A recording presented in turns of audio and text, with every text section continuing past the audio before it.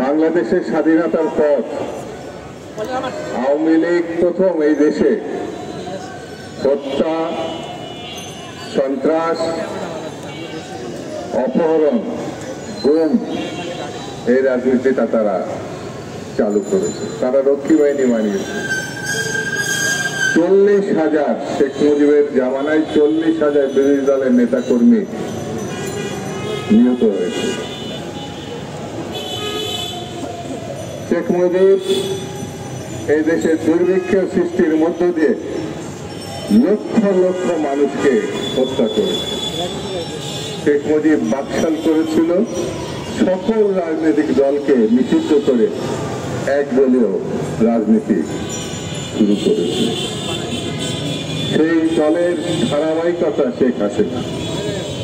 শেখ হাসিনা 15 বছরে বাংলাদেশে যে লুটপাট করেছে, এত লুটপাট শুধু বাংলাদেশে না, সারা বিশ্বের কোন দেশে কখনো হয়েছে এমন নজির পাওয়া যাবে না। শেখ হাসিনা গণহত্যা করে বিরোধী মত পথকে নিশ্চিহ্ন করতে চেয়েছে, যেমন তার পিতা এই কাজটি করেছে।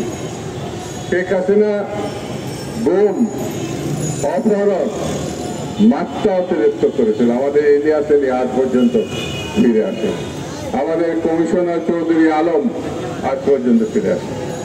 শেখ হাসিনা কত ভয়ঙ্কর দেখুন, আয়নাঘর বানিয়েছে।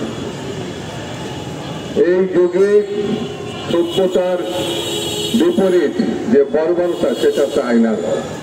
সেই আয়নাঘরের মধ্য দিয়ে পতিত যশা মানুষজনকে সেখানে ধরে নিয়ে গিয়ে হত্যা করা হয়েছে, আর না হলে বছরের পর বছর আটকে রাখা হয়েছে।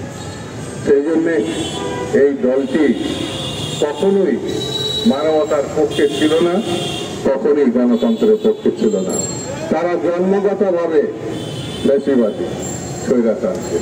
সর্বশেষ নিউ ইয়র্কের যে ঘটনা তারা সৃষ্টি করেছে, তার মধ্যে দিয়ে এটা প্রমাণ করেছে 1 বছর পার হলেও তাদের কোনো অনুশোচনা লক্ষ্য করা যায়।